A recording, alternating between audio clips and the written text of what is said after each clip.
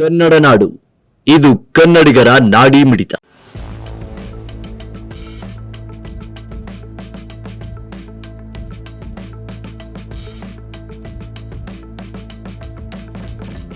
TB ಡ್ಯಾಂನಿಂದ Tungabhadra ನದಿಗೆ 80,000 cusecs ನೀರು ಹೊರಹರಿವು. ಮುಳುಗಡೆ ಭೀತಿಯಲ್ಲಿ ಕಂಪ್ಲಿ ಸೇತುವೆ.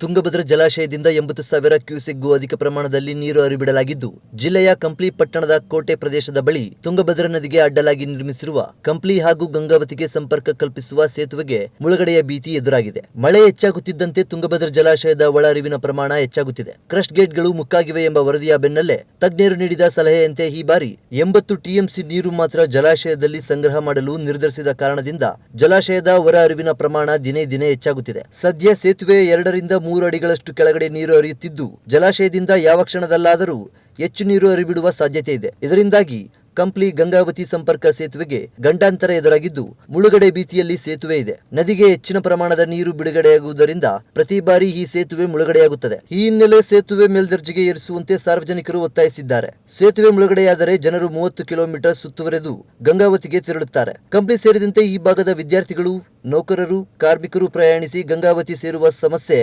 ಎದುರಾಗಲಿದೆ. ಅಲ್ಲದೆ ವಿದ್ಯಾರ್ಥಿಗಳಿಗೆ ಹಾಗೂ ನಿತ್ಯ ಓಡಾಡುವ ಸಾರ್ವಜನಿಕರಿಗೆ ಸಾರಿಗೆ ಬಸ್ನ ಸಮಸ್ಯೆಯಾಗುವ ಸಾಧ್ಯತೆಯೂ ಇದೆ. ನೀವಿನ್ನು ಕನ್ನಡ ನಾಡು ವಾಹಿನಿಯನ್ನ ಸಬ್ಸ್ಕ್ರೈಬ್ ಮಾಡಿಕೊಂಡಿಲ್ವಾ? ಹಾಗಾದರೆ ಈಗಲೇ ಸಬ್ಸ್ಕ್ರೈಬ್ ಮಾಡಿ, ಪಕ್ಕದಲ್ಲಿ ಕಾಣುವ ಬೆಲ್ ಐಕಾನ್ ಕ್ಲಿಕ್ ಮಾಡಿ ನೋಟಿಫಿಕೇಶನ್ ಪಡೆಯಿರಿ.